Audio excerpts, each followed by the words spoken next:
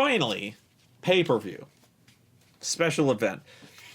They start off with Kevin Owens. Actually, the first thing that happens is they show a vignette from Kevin Owens that's before the show even starts. And this was really key that it was kind of a theme of the whole show that they introduce you to who this guy is. I thought it was strange, but of course we had to know who he was because he was in the first match. But right away they talk about it's Kevin Owens talking about, you know, he's been working in kind of the indie wrestling circuit for I think 14 years, talking about all the wrestlers that he's worked with over the years, and one by one talking about how you know, they're great and they're talented, and they all got called up before him. You know, Sami Zayn, my best friend, he got called up before me. This guy called up before me. This guy, him too. And now it's my turn, and I'm here. I'll fight anybody. Then he comes out and has this match against C.J. Parker. C.J. Parker's kind of the appointed, jobber who's not specifically a jobber. He, you know, he's kind of like the who is the guy? He's kind of the unofficial United States champion. The United States champion is the guy who loses to Randy Orton to make Randy Orton look good, you know. Or rather, the United States champion is the guy who the #1 contender to the world title loses to make it look like he has a chance. Whatever. C.J. Parker is the guy that people debuting loses to, yeah. So, yeah, they actually had a pretty good match. C.J. Parker's perfectly fine, although he has the very unique gimmick of being an evil hippie. It may not be unique, but I cannot remember ever seeing an evil hippie gimmick. It's a cross between an evil hippie and Sign Guy Dudley. It's strange, but what was goofy was he started off as a babyface who was, you know, he's all smiley and happy and, you know, all peace and love, and the crowd fucking hated him because he was so pandering and shitty.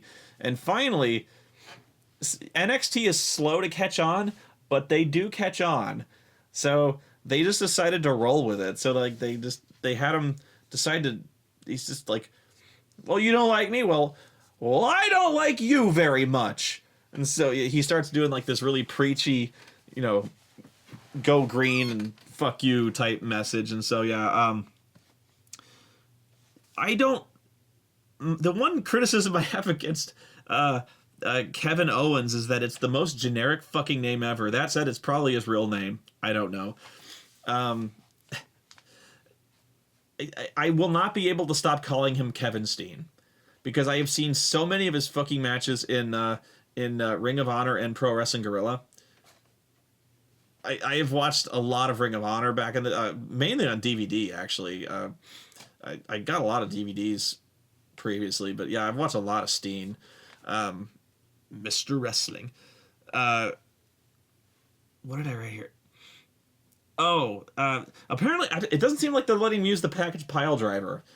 They've banned the pile driver in WWE, except when they haven't. It's pretty much like I think they only really trust Triple H to use pile drivers. Although I've seen some scary fucking pile drivers, so pretty much every time they let somebody use a pile driver, it's been scary. So that basically reinforces why it's been banned. Really cool spot where they let Kevin Steen do like a flip dive over the top rope. I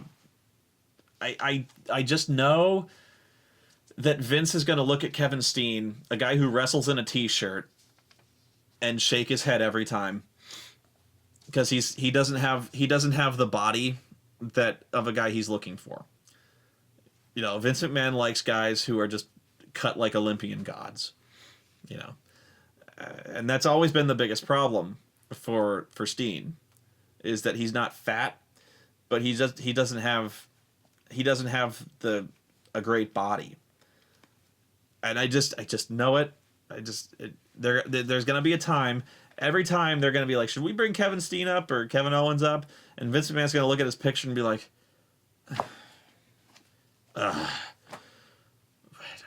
Why does it? God, that guy get in shape. God damn it. Get that guy in the gym. What's wrong with him? He wrestles in a t-shirt. You know. Yeah. He's never going to like a guy who wrestles in a t-shirt.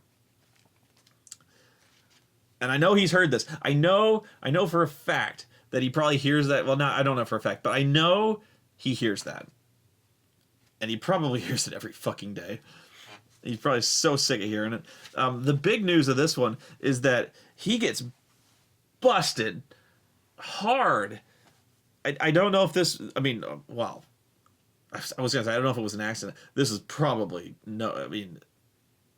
Wow. I think CJ Parker throws like either a punch or like a palm strike. Like almost like a sumo palm strike. It kind of like slams him in the face with like a palm strike. I thought he got like busted in like the orbital and gets his eye cut. And I thought it was like first over the eye, and then I thought it was under the eye. It wasn't the eye. He gets on the bridge of his nose. There's blood starts gushing out of here, and the blood smears over his eye and under his eye, which is why I thought that's where he was busted open. And it starts just spilling over his face. And it was lucky it was near the end of the match, or they decided to end it pretty fast after that. But, you know, WWE does not like showing blood. This had to be an accident because, yeah, there's no way they would have... No way. But this is usually the sign of a broken nose, so I wonder really if this is a broken nose, because, yeah, getting busted that way, that had to suck. Wow, that was a bad shot he took, because it started gushing, and it didn't stop bleeding, even at the end of the show. Or somebody, like, tweaked his nose, but yeah, he got stitched up like crazy. That was an ugly shot he took. I had to go back and watch it, and I still don't know exactly when it happened, but it looked, because like CJ throws like kind of this weird mix of forearms and like palm strikes. It's weird. Yeah, I think a shot strayed, or yeah, something. But yeah, but what his new finisher is, he does like this. I don't even know what to call it. I usually know most of the names of the moves, but his finisher is either like this. They call it the flip power bomb, but he does this really cool like cradle bomb thing. I don't know. It's really cool. I wish they would let him keep the package pile driver, because he does that very safely, and the package pile driver is actually among the safer ways to do it, in my opinion. But yeah, they're like, it's gonna be banned. Corey Graves announced his retirement. The big news for that one is they seem to replace Jason Albert, or A-Train, or Albert, or Lord Tensai. Lord Tensai, I don't know what's happened to him. I don't know if they're going to keep him, or if he's lost his seat, or what. I'm going to miss the guy if he's gone. Really, I don't know if I like the guy or not. I liked him a damn sight better than Alex Riley, who they need to get rid of immediately. I fucking hate Alex Riley. If one of them has to go, get rid of A-Rai. Okay? I wish they would stop calling Albert Jason Albert. They need to never stop calling him Lord Tensai. No matter what they have him look like, call him Lord Tensai. I would... Seriously... If that was my gimmick, okay, it was a shitty gimmick, but call him, like, just, fuck it, I'm Lord Tensai. You didn't have to paint his face. You didn't have to show up in the fucking robe. Like, just have him show up in a suit and talk like normal. And you're like, okay, I'm Alex Riley, this is Lord Tensai. He's like, hey, how you guys doing? Hey, why are you named Lord Tensai? Shut up, Alex. Like, Jerry the King Lawler... He just shows up wearing a crown. He doesn't even wear the fucking like robe and mantle anymore. He wears just a fucking horrible shirt with sparklies and a crown. Why are you the king? I don't know. I'm just a king. I'm from Memphis. You know, that's it. Lucha Dragons versus the Vaudevillains. You know, the this two discussions about this one. This was a fine match. This was pretty much a textbook tag team title match. If you were to plan out a tag team title match on paper and then follow it step by step by step and have two perfectly good teams do it, you would have this match. This was a good match from start to finish. It got sloppy near the end when Kalisto did the hot tag to the finish. And sure enough, it was sloppy when Sin Cara and Kalisto started going wild. Aiden English and Simon Gotch were pretty solid the whole way through. But you had a really good, well wrestled match doing a Clash of Styles type thing. You had the luchador style, and you had the old school strongman style wrestling, which the vaudevillains they really have studied and perfected their adherence to the gimmick, of being old school grapplers who use very, very old fashioned moves you don't see anymore, like spinning toe holds and Indian deathlocks and stuff like that. So I haven't seen a spinning toe hold in forever, shit like that. So I love the fact that they do that. It's really great to see. I don't think, I hear people say they like the Lucha Dragons, but I don't hear it in the crowd. I don't think people are warming to Kalisto and Sin Cara. It seems so dead to me, and the whole lucha thing seems so forced. Yeah, I don't think it. Yeah. There's nothing wrong with them. I think it's a good pairing, but I wish they would stop trying to, when they try to force chants, and I think the lucha thing is so forced. Yeah, I don't like it.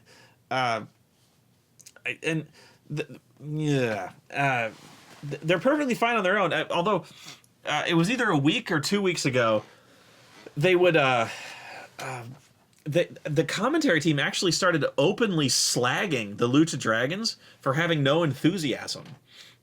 They were actually starting to yell at the ring with wake up, you guys, you have a tag title match. It was last week. They were like, would you show some fire here? Pretend like people are watching, I think that's part of the problem is sometimes I think these guys don't show a lot of emotion or they call it babyface fire or fighting spirit, Part of it is they need to show a little flair for performance, and that's something the vaudevillains excel at, is the showmanship of it. They wrestle really well, and the showmanship is something they can really sell. They love playing to the crowd. They really play their gimmick to the hilt, and they get people to care about it a little too well, actually, because it's hard for them to be villains when they're so much fun to watch. So they really have to try hard to make people dislike them, especially when their promos are, when their little vignettes leading to the title match were so much fun. They were so great when they did these little Nickelodeon silent film videos hyping their match at Takeover, which were, those films with the little dialogue cards with the piano music accompanying them, which were somebody would call them and they'd be like, dun, dun, dun, dun, dun, and it would be like, yes, Commissioner, the Lucha Dragons are trying to rob the bank with dynamite. We'll be right there, but first we have to train. And so they would go training, and one of them would be lifting dumbbells that would say 1,000 pounds, and the other one, I think it was Simon Gotch, would be fighting a bear. And then it would cut back to the other guy who would be doing one-handed push-ups, and then they would cut back to the bear where he would crane kick the fucking bear.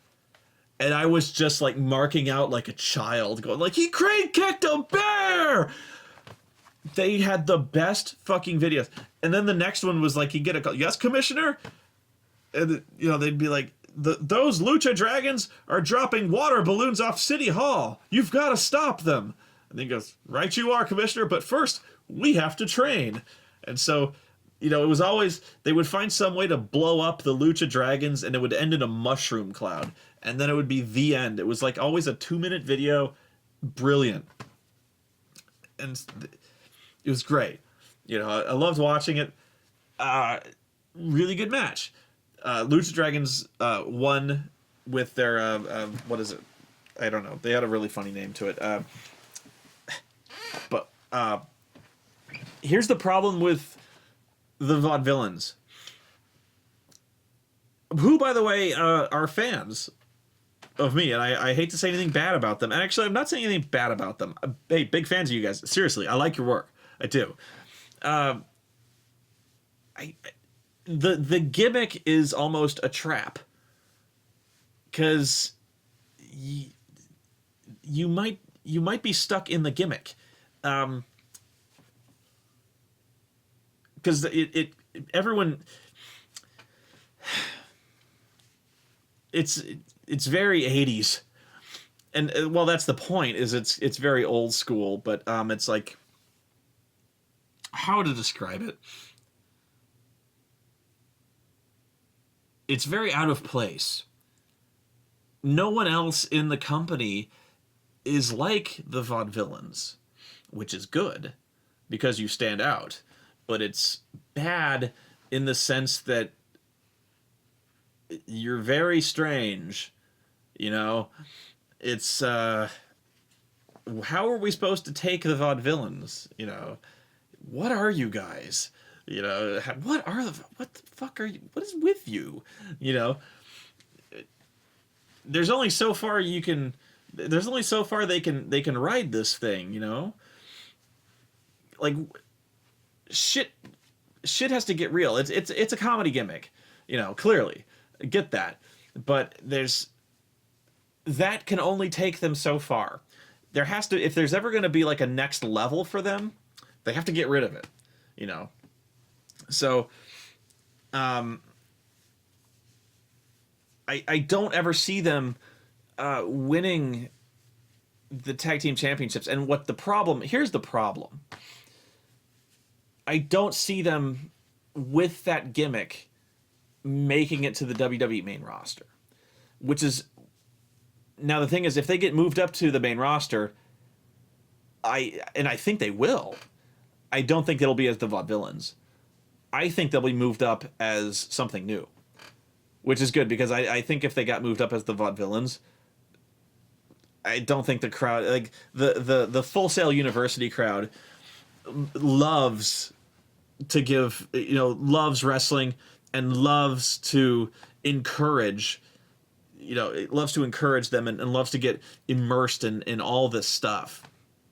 Whereas I think the Raw crowd gets bored very easily and doesn't like to give anything that's not a known quantity a chance, you know. Whereas anything that's new, the Full Sail crowd likes to really try to get invested in it first, you know.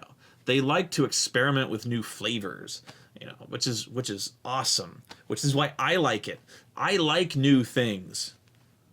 I do, which is why I like NXT so much. Which is why I like the Vaudevillains, because they're new and they're good and they're really but you know, which is why you saw Emma from NXT. She showed up on Raw and she did her little and you saw the commentators were doing they were doing that ha ha ha ha ha ha ha. Emma's so crazy. That dance is so funny. That dance she does is fun. Emma's fun. They had to keep, she's fun. And because Michael Cole says it, she's not fun. And so the crowd is just watching this chick dance around, and they don't know who she is, and they're like, what? Where's AJ? We know AJ. They're not willing to give this. They're not willing to give Emma a chance. We don't know who the fuck Emma is, you know. So that's kind of the difference, is where when someone new comes out to the Full Sail crowd, they're like, "Ooh, who's this? Ooh, she's fun," you know. But yeah, you got these thousands of people in the Raw crowds, and they're just like, oh, "Who the fuck? Oh, fuck it," you know. Probably a jobber, you know. So, but yeah, I really think they're definitely worth calling up at some point. But yeah, I think if if they get called up, they should not be called up as the Vaudevillains. They should be called up definitely as something new, because I think they have a lot of potential, and they're gonna meet that potential someday. But I really hope that potential is not wrestling the fucking Matadors, because I don't want to see the Vaudevillains wrestling a fucking bull.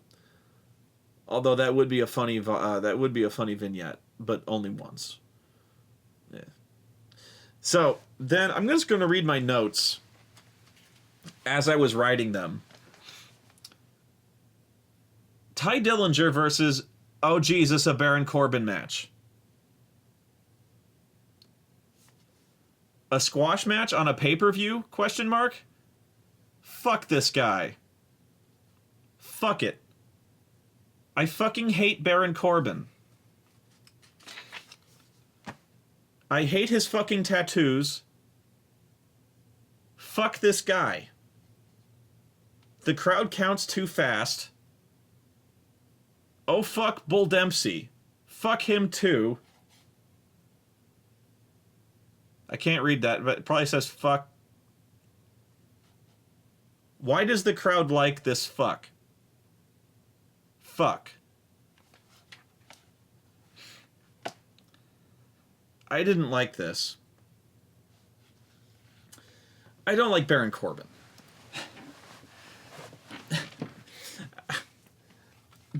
What the fuck is with Baron Corbin? They really want... They're trying to... Okay. Here's the deal. Baron Corbin. They're trying to do another Goldberg-style push with this guy named Baron Corbin, whose gimmick is that he is emotionless.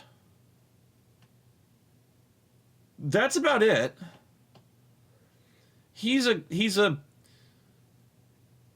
I'm really not trying to be an asshole here. I'm trying to describe Baron Corbin.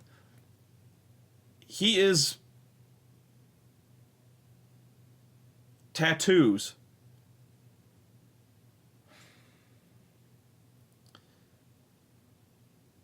deadpan, downward spiral, tattoos. Really, he comes out. The jobber is in the ring already, who gets... Actually, Ty Dillinger got music, which is fucking astounding. But he's... Really, most of the jobbers that Baron Corbin fights get no names. Or if they do, they're like Jones. You know, but yeah, Ty Dillinger got music for whatever that's worth. Baron Corbin, he comes out, he reboots. He comes out of the ring. He stops. He enters the ring. He stops. He looks at the guy like this. The guy runs at him. He catches him. Baron Corbin catches him, picks him up, holds him up in the air for a second, and then hits the downward spiral and wins. And then he stands over him, smirks like this, and then he leaves. That's it. And this all takes place in a minute. 2 minutes, counting entrance. The crowd, this is so boring. The crowd has now taken to counting out loud how long these matches take. This is stupid because the crowd cannot accurately count time. They go 1, 2, 3, 4, 5. That's not time. Okay? That's not accurate time. Second, the management or NXT mistakenly believes that the crowd is into his matches because they're counting along and with how fast it takes, thinking they like how dominant he is. This is incorrect. They are counting along with how fast it takes because they don't care. They're being ironic. They're counting along because it's pathetic. It's pathetic how little time they're just like, how fast can we humiliate a motherfucker against this idiot? You know what I mean? It's like, oh, how long is this guy gonna last? How long before we can have this guy just run into a downward spiral? Wow, we can fucking humiliate a guy in 17 seconds. That is pathetic. That's... Oreo's asleep over there. She's snoring. That's good to see that you're interested. So, yeah, they've been doing this ever since he debuted, really. I don't like Baron Corbin's stupid tattoos, which is real. I really think they're enamored with his fucking tattoos. I think they also try to do this thing where he's got like they're trying to do this like Stone Cold, not Stone Cold Steve Austin, but he's like this killer intensity face, that I'm gonna fuck you up face. I can't even do it because I don't have that kind of face, but that I look stupid when I try to do it, but like that the soulless wreck your shit face, the kind of look where in a boxer or a UFC fighter, where that guy just looks at you from across the ring and is like, I'm gonna kill you and I won't feel a thing about it. I'm gonna kill you for money and I'm gonna go home and feel pretty good about it. That kind of look. What Baron Corbin can't do it. He just looks like he's vacant. he doesn't. He just looks. He's just like, and he just walks he just looks thoughtless. He's just like, I'm going to have a match now. He just doesn't look like he doesn't look intense. He just looks like, I'm going to go to the ring now. If anything, he just looks slightly amused. He looks like, okay, I know what it is. He has a happy face. He doesn't have an angry, mean face. There's guys out there who look badass, who have to look like you, to have that killer type of intense stare, you have to have one. Meaning, like guys like Goldberg, guys like Brock Lesnar or something like that. When they're pissed, they look pissed. And I'm not saying that Baron Corbin can't look pissed, but he doesn't. Not in this case. There's guys out there that they can have angry fucking faces. This Baron Corbin just does not look like a mean guy. He just looks like a guy who should be smiling. He kind of has like a baby. He has, pardon the expression, he has like a baby face. He has like kind of cheeks. He has cheeks. He looks like a guy who looks like he should be laughing. And I just want to pinch his little cheeks. I just don't see a mean guy in him. I've gone on about this way too long, but yeah, not buying it. And he just, and he's got a feud with Bull Dempsey, who, then the feud, I'm not even kidding you, is about who can have the fastest squash match. They seriously are doing this.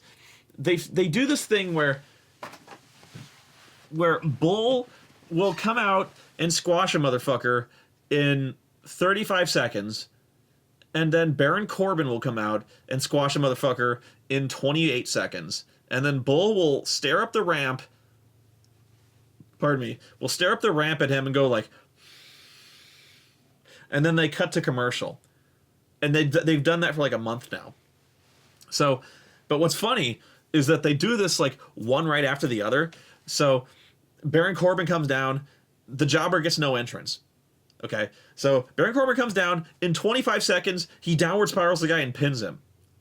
On the way up the ramp, Bull Dempsey's music hits, they pass each other on the ramp. Bull gets in the ring, the other jobber is now in the ring, gets no music, and then in 35 seconds, Bull Dempsey has killed that man. They have like jobbers in like a bullpen. They've knocked out 2 matches in like 3 minutes. I hate it. I hate, if there's a worst part of NXT, it's that. It's not even like they put this match in a spot that's like a death spot in a pay-per-view. On most pay-per-views, they will have a match to kind of let the crowd decompress. So if there's a Money in the Bank match or something really, really exciting, or there's a big title match, because there used to be 2 world title matches. So if say Shield versus Evolution was going to take place, and then there was going to be the world title match after that, they would have the Shield versus Evolution match, and then they would put a shitty Divas match in between that for like 10 minutes. And they do that because the Shield versus Evolution match, the crowd is cheering like crazy for it. They're on their feet the whole time. And by the end of that, they're tired. And they need a few minutes to just at least sit down, catch their breath, or go take a piss. It's the piss break match. That's why they have that. It's called the death spot. Because that match is going to die a death no matter what. So you want to put typically the shittiest match there anyway. You don't want to put a match that matters there. So I was like, if you're going to put a fucking Baron Corbin match, put it between 2 good matches. Like, this is the second match. Or what is it? Is it the second match? Third match, I think. Yeah, third match. Between Lucha Dragons and Vaudevillains. I mean, okay, but... Yeah, wow, okay. But, yeah. I don't know why they bother. But I don't know what they're going to do with Baron Corbin. But this guy is doomed. Fucking doomed. Even if you like Baron Corbin, God help you, but even if you like Baron Corbin, and they call this guy up, and they're hoping to do something even close to what they're doing now with jobber squashes, good luck with that. Good luck with that, because he doesn't have the look of a guy who should be, killing men, who should be the killer of men,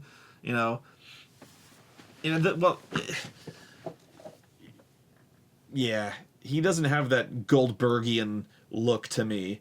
I haven't heard him cut a promo. He's doing that again. He's doing like this Terminator gimmick where he's, silent, huge, deadpan tattoo.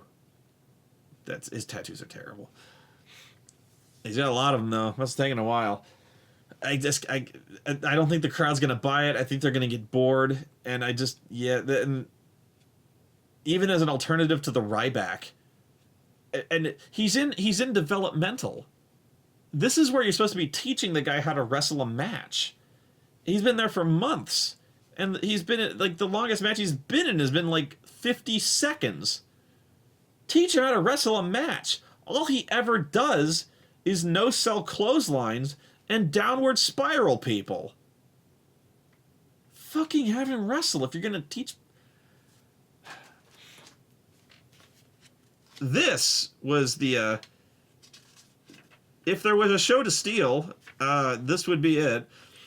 The Ascension versus Hideo Itami and Finn Balor. this probably stole the show was stolen on multiple occasions. They kept stealing it back and then returning it and then stealing it again. If you haven't seen Prince Devitt, Finn Balor, this was a treat. Also, probably one of the weirdest things you ever fucking saw in your life, but also great. I think this one took the crowd by surprise. In fact, I know it did. I don't even think the Ascension had seen anything like this before. Like the wrestlers themselves legitimately had never seen anything like this before, because this was funny. Hideo Itami, he comes out, and then Finn Balor's music hits. And even I had not really seen Prince Devitt do his thing. So he comes out, and previously, he had always done this thing. He does this really weird entrance thing where he kind of like, he just looks like a guy. Really good fucking shape guy. But he kind of creeps down to the ring normally. Okay, I'm getting to the pay-per-view. But he does this thing where he kind of creeps down to the ring, like crawls, like, oh, I'm a creepy Irish vampire. And he leaps off the top rope, and he's like, you know, and I'm like, what are you doing? You're really intense, and I'm like, what the fuck are you doing, man? And crowd's into it, because he's still really good at what he does, but he's a creepy Irish vampire, you know. I don't know what he's doing, but he's still really good. Then the pay-per-view comes, then Takeover. And what the fuck? He comes out in the Venom symbiote. Or Carnage. I don't know what the fuck. But it's awesome. He comes out in like this body paint and shit, doing the same thing, but even awesomer. And the light, you know, the light show they got going on, he comes out doing that fucking crawly fucking whatever vampire gimmicks I said he was doing. And he looks like a fucking demon. Like legitimately a fucking demon. This is the craziest entrance I ever seen in my life.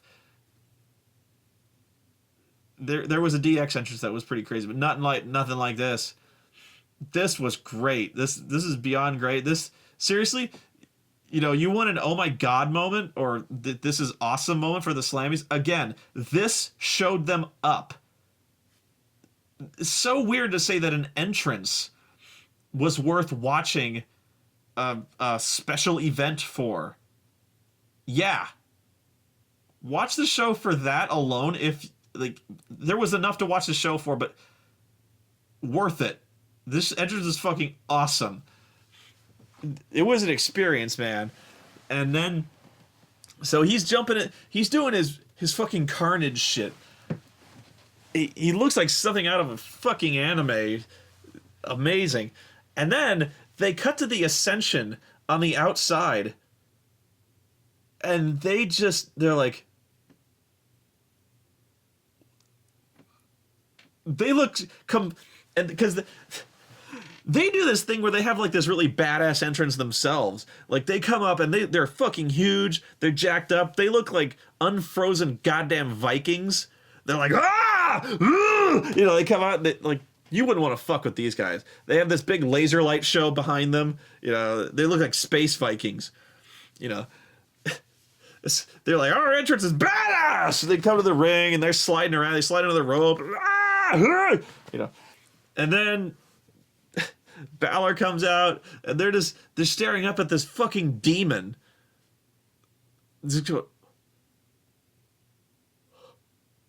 Like, what the fuck is that? Not in a laughing way. What the fuck? No, they're like, what the fuck is that? That was great. Great response. It was. Now the problem here is that Finn Balor is making Hideo Itami look bad. Because Kenta, he's not keeping up. I hate to say it.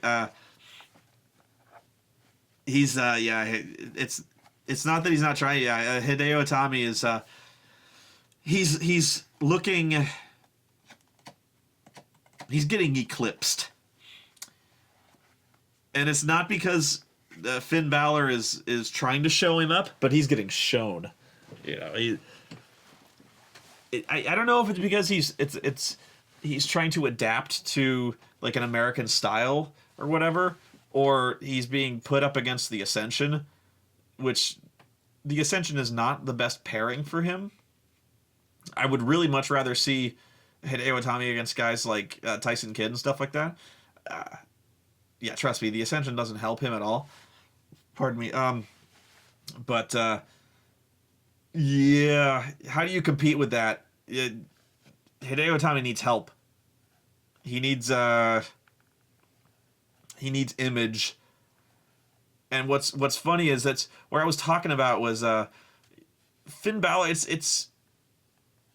It's not so much gimmick as that he's just great. You know, it's really good. But yeah, I think people were really fired up about Kenta coming to NXT, and he's quickly becoming a guy, and he should not be a guy. You know, and it's not a brass ring thing. He's a great wrestler, but something's missing. Something is missing, and I don't know what. Yeah, need to figure that out because it was a really, really great match. The crowd chanted "marking out." So at the end of the match, they win with a double top rope foot stomp, and so at the end, Finn Balor just ends the feud. I think the feud is over because after they won, you know, the Ascension is laid out, done, and then Finn Balor bestows upon them the ultimate humiliation. He teabags them. Yeah. You know it's bad. Finn Balor, he doesn't fuck around, man. That's what they learn in Japan. You know, it's the ultimate sign of disdain. You know, he fucked with his friend Hideo Itami. You don't do that. Because then he'll dress like a demon, and kick your ass, and then he drags his balls right across your fucking lips. That's Finn Balor. That's how they do it in Ireland. Drags his balls right across your lips. Fuck you, that's why. Charlotte versus Sasha Banks. What the fuck is with Sasha Banks' lipstick? She has like this... It looks like she puts on the fucking lipstick, one of those, like, I don't even know what. She puts on so much lipstick. Like, enough, Sasha. She looks like one of those sock monkeys. Like, wow. If you had a, you know the gigantic fat pieces of chalk? Imagine if you had a lipstick that was that big around, and you were like, like one of those sock monkeys with a gigantic big wax or like big red lips, or like it looks like she's wearing wax lips. Like, her lips are not that big, but it's like she draws on bigger lips, and then wow, it's really distracting. This was a great match. It's Charlotte versus Sasha Banks. At least Charlotte wasn't beaten in 2-3 minutes. This was a really great match. Charlotte, by the way, got the shit kicked out of her. Or not kicked out of her. She got beat up. She got scraped up. She was bleeding from the arm. I think she got, was it a plancha or a tope suicida? I don't know. She got jumped on from the Sasha jumped on her from over the top rope. Yeah, I think it was a flip dive. But yeah, Charlotte caught her and then like crashed on the ramp and like scraped up her back and her arm. That looked like it sucked. Yeah, it was a really close match here and there. She went for a moonsault, stopped the moonsault, transitioned right into a senton. April correctly said that, you know, plus she said she liked watching this because, for one, these women can actually wrestle. And she said that unlike a lot of the matches on Raw, It looked like these actually were having a match. You know, not that it looked like it was much more like an actual fight. You know, much more improvisational, like people were fighting. Whereas on Raw, it looked like they would just do moves. You know, it's your turn to do moves. Now it's my turn to do some moves, and then you'll reverse my shit, and then it's your turn to do some moves. You know, whereas this one, things happen more dynamically. You know, things would happen because this logically would happen, and when Charlotte would be, reeling from some kind of, let's say Charlotte had just been knocked down, and Sasha would be kind of grabbing to pick her up by the hair. Charlotte would just kind of do this thing where she would swat at her arm, like, get the fuck off me, but then, Charlotte would grab her forcibly by the neck. It's just little things like that to where she just wouldn't submissively let herself get picked up just because it was time to get hit with a suplex, things like that. And it looked more like a fight because a lot of times people just do moves. So, so she went for a moonsault, got hit with a senton, landed on her feet because Sasha moved, got hit with a senton, very cool stuff like that. One with the natural selection, which is, I think, just a blockbuster, which still really cool. Very nice match. Better than, again, this one better than most men's matches on most of the pay-per-views I saw. Better than some of the matches on fucking Match of the Year on announced on the Slammies. Then there was Neville versus Zayn. I questioned out loud when I was watching Raw why Sami Zayn was not up for Wrestler of the Superstar of the Year. Were they not counting NXT guys? I guess not, because Sami Zayn should have kind of been near top of the list if they were. And this I present to you as Exhibit A, and every one of his other matches for the title as B, C, D, and whatever. Pardon me. Great match. Absolutely stellar fucking match. Great story leading into it. And the story leading up to it was the story of the entire match about, Sammy staying true to his hustle, loyalty, and respect. But unlike John Cena, who, I'm not going to get into this, but,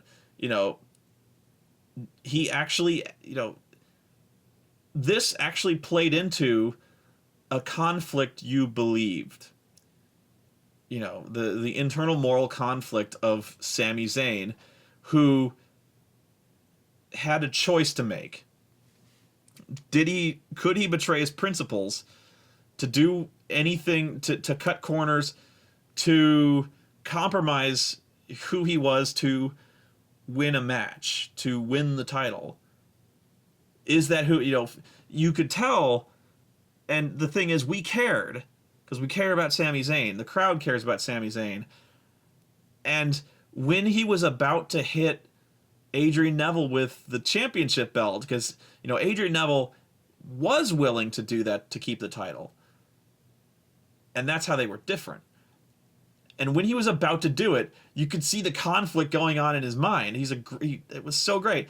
And the crowd cared. And they were going, no. They were going, don't do it. Don't do it. That was so awesome. That same type of thing has been going on for a decade with John Cena. People trying to turn John Cena heel. But we know that will never happen. In fact, the exact same thing happened to John Cena against Bray Wyatt, where, Bray Wyatt hands him a chair at WrestleMania and is like, hit me, do what you have to, John, give in. And John Cena's looking at the chair, look at him, look at the chair, looks at therapist referee.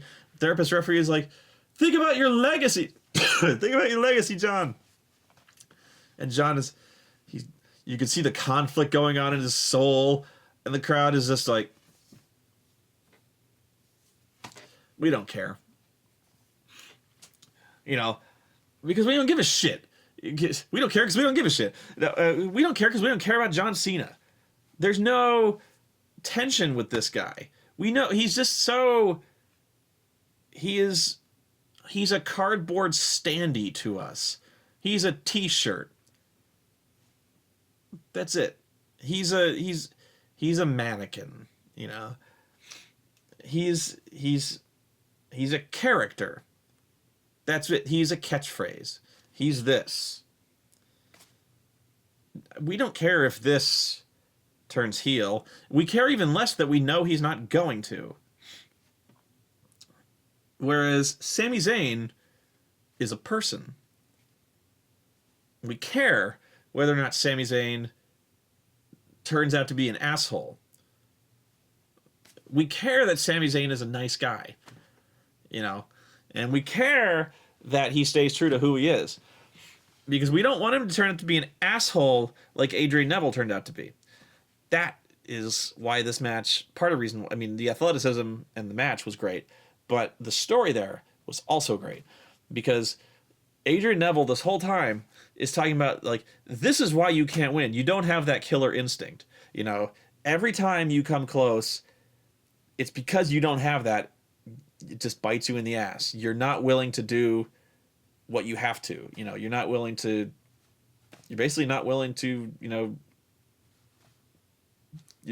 kick your mother to the curb if to win the title. You know, you have to be willing to kick your partner in the back of the head. Sometimes you gotta stab your friend in the back to keep this title, because that's what I had to do. That's what I did to you. So, you know, this was the Sami Zayn tale of, did he have to give in? And the answer was no. So, but that was probably the best moment for me, actually, was realizing that the crowd, when he's he has the title belt and he has the chance to, Adrian Neville is like on his knees at his mercy, and Sami could destroy him. Ref is down, nothing stopping him, and he's just like, I can't. And the crowd is going like, don't do it, don't. And he actually yells, fuck this, and they had to bleep him out. He goes, fuck it. He throws the belt out. I'm like, there was a lot of cursing on this show they had to bleep out.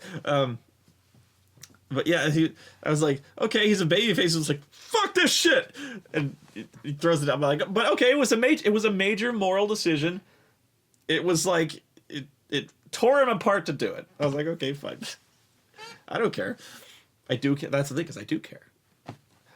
But righteousness prevailed, and after much hardship, he managed to hit his Helluva kick and win. But there was a lot to that. There was a lot more to this match. But yeah, the story was played out brilliantly, and it really did show, again, in stark contrast to so many ways, the way the championship is booked and the way Raw handles characters. The championship matters so much to Sami Zayn and Adrian Neville that Adrian Neville has compromised his ethics, but he's not an outright, satanic type guy. But also, Sami Zayn is so frustrated that he's had so many chances and he's come up this short, that he's reached the end of his rope, and he's realized that if I can't win the title, if I can't beat this guy, if I can't be the best, what the hell am I doing here? If I can't win, there's no point in me being here. I quit.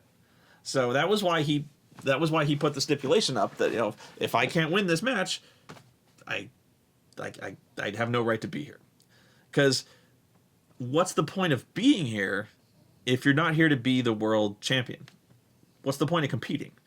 So that the belt means that much that he's willing to sacrifice all that to be champion. So when he wins the title, everyone in the locker room, everyone comes down to the ring to celebrate with him, because this is the culmination of this huge journey. He put everything on the line for this title, and when he wins, everyone's so happy. Everybody comes to celebrate with him. That's how much it means, you know? So, that great moment, you know, such a great moment. And whereas, you know, John Cena, titles come and titles go. Yeah. Really good. Really good.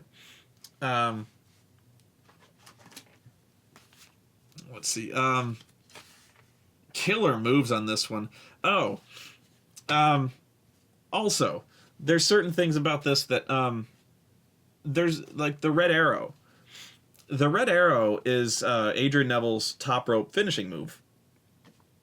And it's a big, big move, because when he hits it, match is over. Nobody kicks out of it. Okay? And I say this because very, very few people should kick out of finishers. It seems obvious, but it's called a finisher for a reason. Now, at WrestleMania, WWE matches have run into a problem. And that is, when you're in a pay-per-view, people kick out of finishers. It's just guaranteed. So, when it's a title match, he's going to kick out of that finisher at least once, and he's going to kick out of that finisher at least once.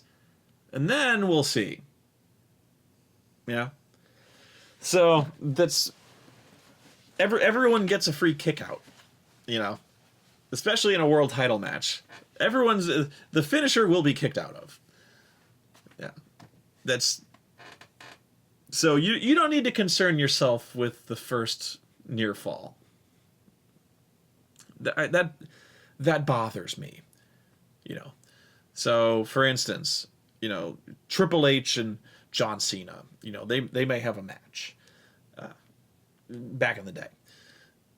So, but if this was at SummerSlam, say, you know, if John Cena gets hit with the pedigree, well, they kick out. It's the first one. Whatever. You know, Triple H gets hit with the attitude adjustment. Triple H is kicking out. It's only the first one. But if this was Raw, well, he'd probably get pinned. You know, even John Cena it would be a distraction. Like he might get pinned. You know, but if it was a pay-per-view, it's a different formula. Obviously, pay-per-view, it's going to be more dramatic that way. But it's a freebie. You know, you get a free one. But not necessarily from guys like Adrian Neville, because it's a finishing move. Nobody kicks out of the fucking Red Arrow. It's the Red Arrow. In fact, I don't think anybody has. Still, nobody has.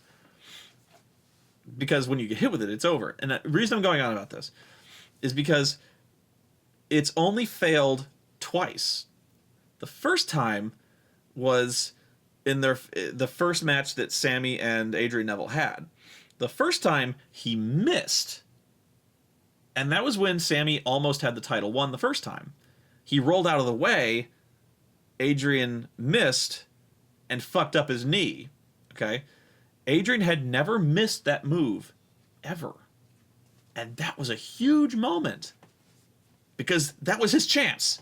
That was Sami Zayn's chance to win. Because he'd never missed that move, ever! Okay? That was huge. Second, in this match, he was going for the Red Arrow, and Sammy blocked it with his knees. That was it. That was the moment.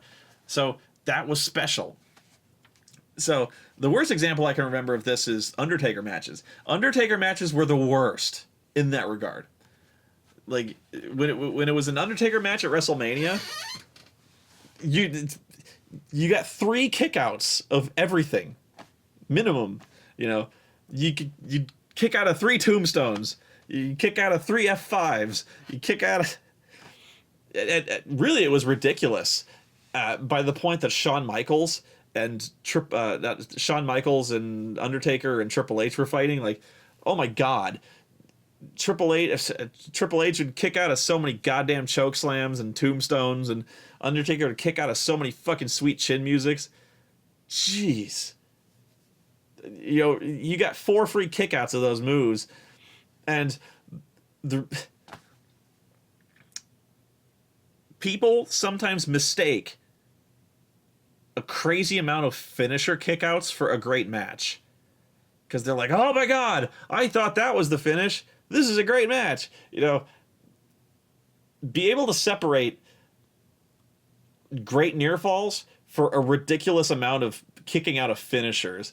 Because, Jesus Christ, being able to kick out of 4 fucking sweet chin musics, at least it's only the Undertaker who does that, but like, wow, come on, man. That, I think the last Shawn Michaels Undertaker went about 2 tombstones too deep into that match.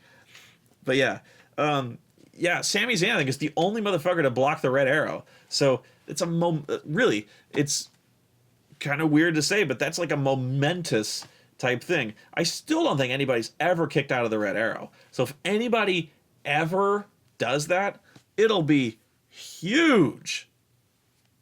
And like, they've been doing this for, it's been like over a year. And yeah, Adrian Neville's never had the finisher kicked out of. So pretty cool. Now the haluva kick, I don't know. People might have kicked out of that one, but I honestly, I don't think so. We'll see. They also, man, they did a half Nelson suplex, which looked fucking brutal. I always love when Sami Zayn does that thing where he dives. They're on the outside and he dives through the ropes, through the corner, and hits a DDT. That's fucking crazy. Wow, that's fucking crazy. The funniest part was the ref kept getting bumped, where the first time there's a pinfall, and I think it was Neville gets thrown off of him and thrown on top of the referee and into the back of his head, and the referee is like, oh, my fucking spine. And so the referee is unconscious, essentially. He's like, oh shit. And Sami Zayn, the nice guy, the babyface, he turns around to check on the ref, and we're like, oh no, Sammy, you're doing the nice guy thing again, you're gonna get killed. And sure enough, he gets kicked right in the face, and we're like, oh shit, he's gonna lose. But he kicks out heroically, you know. So we're like, all right, yay. So he's fighting back. He hits his major kick in the corner, but Adrian Neville pulled the referee in the way, and so he kicked the referee in the back of the head again. He got Neville too, but he hit the referee with a glancing blow in the back of the head again. We're like, oh shit. So the referee gets bumped again, and so the crowd started chanting, "This ref sucks." I loved it. So this should be the ref's gimmick now, is that he keeps getting hit in the back of the head, and then progressively gets worse at his job because of progressive concussions. He all of a sudden he just starts passing out like those fainting goats from flashing lights and things like that. So yeah, if somebody starts running at him very quickly, he's just like, oh, and falls over. I don't know. But okay, so the end of the show was really great. I won't lie and say I didn't see it coming. It was the timing of it that was really, really brilliant. So yeah, everyone comes out and celebrates, and everyone's like, yeah. So Kevin Owens comes out and celebrates with his friend, and they kind of hug, and he is still bleeding from that crushed nose of his. And you're like, oh.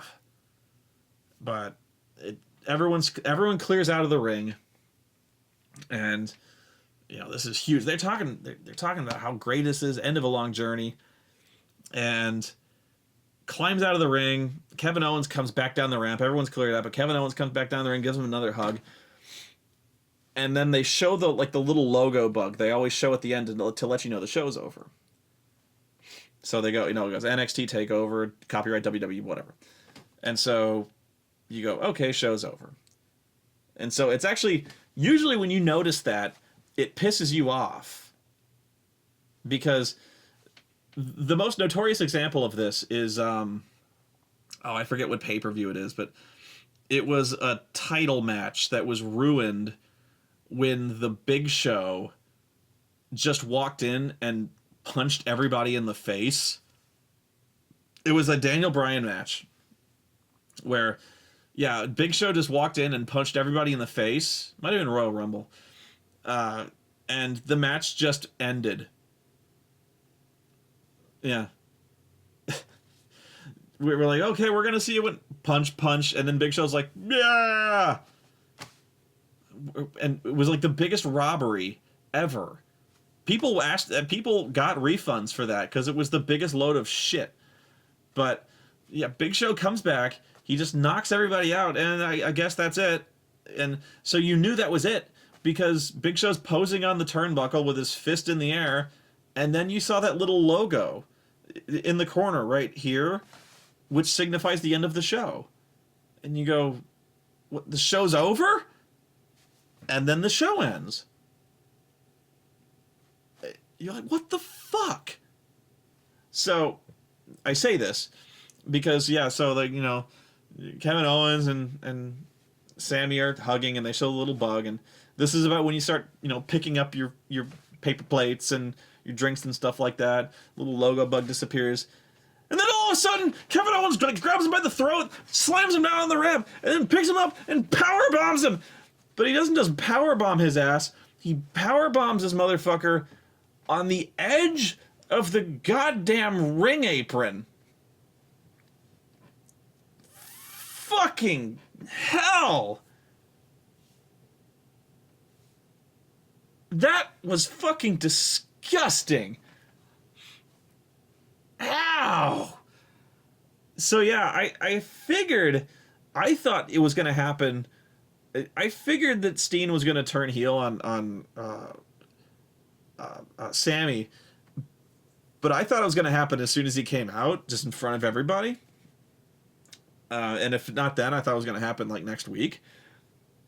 But as soon as I saw the little logo bug appear in the corner, I was going, okay, show's over. We're going to put a hold. Oh shit! And he like Uranagi'd him on the ramp. That alone looked like it fucking sucked. And then I thought he's gonna do the package pile driver on the floor. I kept calling for package pile driver because I love the package pile driver. I love saying package pile driver. Package pile driver.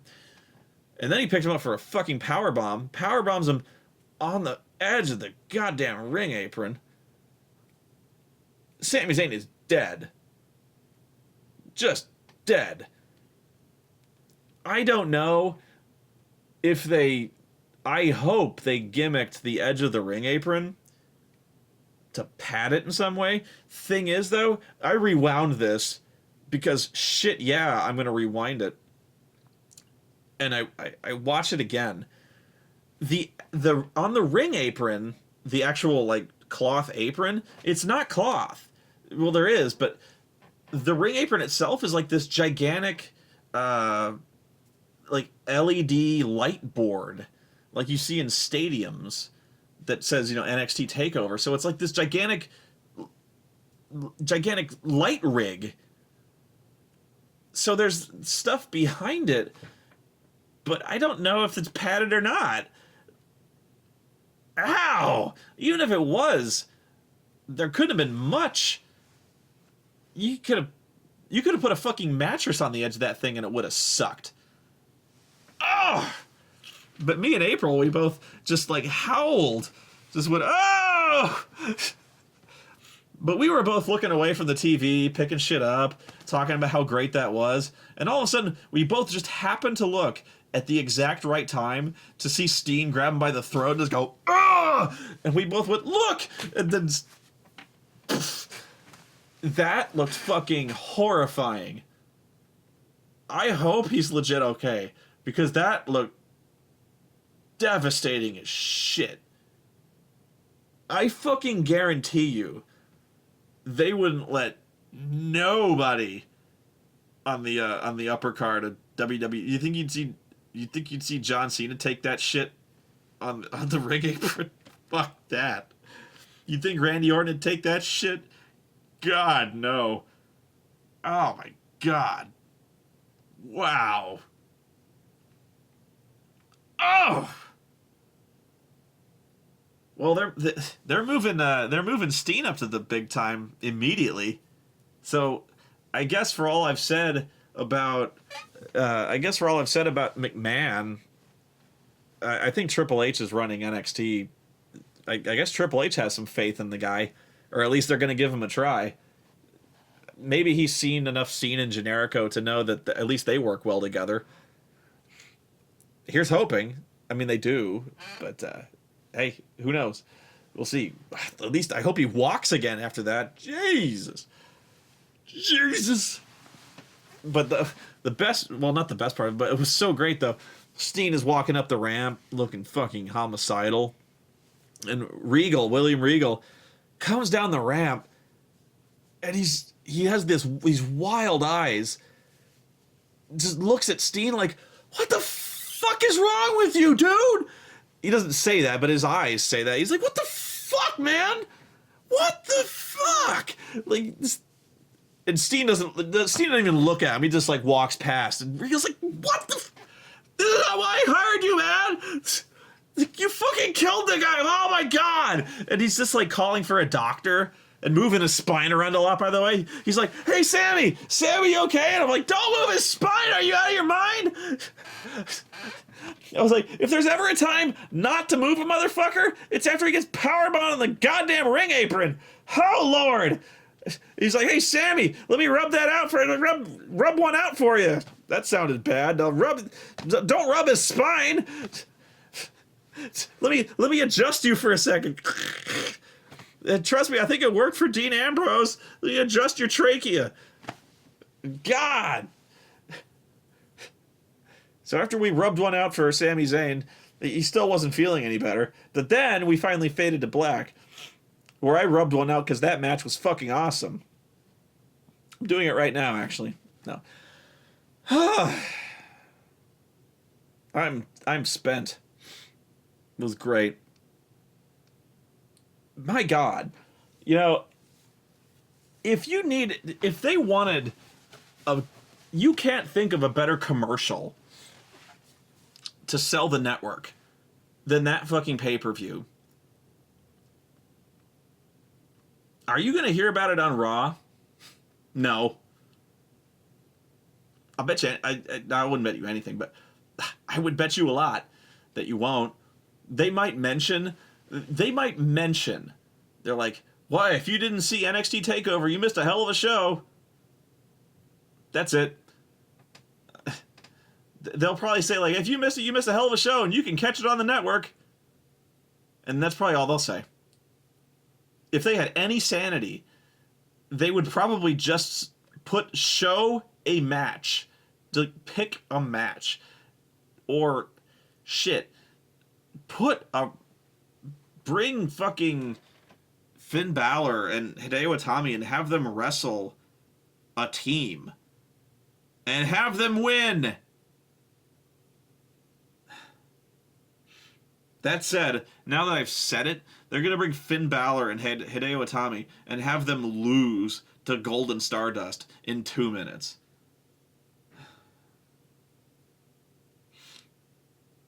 Because that's what they'll do. So yeah. That's the difference. And that's why I can't stand Raw. And that's why TLC and Stairs. Oh, dear God. They're having a stairs match because Eric Rowan got hit in the head with stairs, and that looked like it fucking sucked. Now, I don't begrudge them because I actually like the fact that the match grew organically, you know, out of something that legitimately looked like it sucked like shit. You know, if you didn't see that, those stairs fell right on his head. So a lot of my reviews kind of grow organically out of one another. You know, like the VCR Golf, for instance. You know, I was not expecting anybody to actually send me VCR Golf, but when they did, I was like, okay. But you know, a lot of times my reviews, without being planned, kind of lead one into the other. You know, so like Frank Stallone, I mentioned Frank Stallone, and then I did one. You know, but so the stairs thing, I was like, it makes sense. On the other hand, a stairs match, you know, so and then the best you could come up with for a stairs match was, this is a stairs match according to them. You can use the stairs as a weapon. Okay. My follow-up question. Does that mean I cannot use anything else as a weapon? Meaning, does that mean I cannot use a chair as a weapon? It's an honest question. Meaning, if I use the chair as a weapon, will I be disqualified from the stairs match? I'm guessing this will not come up. On the other hand, this may come up. I don't know. Second question, and this probably will come up. If I'm in a match with Linkara in a stairs match, which may one day come up, and I punch Linkara in the balls in a stairs match, will I be disqualified? Can I be disqualified in a stairs? See, I don't know. Because if I can be disqualified, then it's just a no DQ match. I see. I don't know, and I don't think they know. You know, chairs match. Same question with a chairs match. Can I put someone through a table in a chairs match, or will I be disqualified? Can I punch someone in the balls in a chairs match? Can I hit someone in the balls with a chair in a chairs match? I don't know. It's the same thing where they interchangeably use the terms no holds barred, no disqualification, and street fight, when they actually do have three technically different rule sets. They really are different, but not in the WWE universe, so to speak. And yet they put all three of them up for a vote. So, which got me thinking, like, now, are they going to abide by the separate rules? Or did they just put three completely identical matches up for a vote and not give a shit? No, they put three completely identical matches up for a vote. Because I think it was actually no holds barred that won. And then they started immediately hitting each other with chairs. So no holds barred meant nothing. So I don't know. Because you can't actually technically use chairs in a no holds barred match. A chair is not a hold. You can't actually use a chair. A chair is a weapon. You can't use weapons in a no holds barred match. No holds barred means any hold is legal. Anyway. So I would think a chair, you can use a chair in a chairs match, but I don't know if that means you can hit them in the balls, because technically it's a low blow. But yeah, I don't know. It's an interesting query. It's worth analysis in the deep universe of tables, ladders, chairs, and stairs. What qualifies as stairs? Can I bring a step ladder? Because those are a hybrid of stairs and a ladder. Interesting, yeah? One could also argue that a ladder is simply a special kind of stair. It's just, I'm tired. This is a really great show. I want to watch it again. Not tonight, but I also have to get ready for Christmas, and I have much more to record before I go. So, have fun, you guys. And remember, not all wrestling is bad. And this has reinvigorated my love for wrestling. So, to answer my own question, no. I do not hate wrestling. Just WWE. And that feels good to know. So, until next time, goodbye.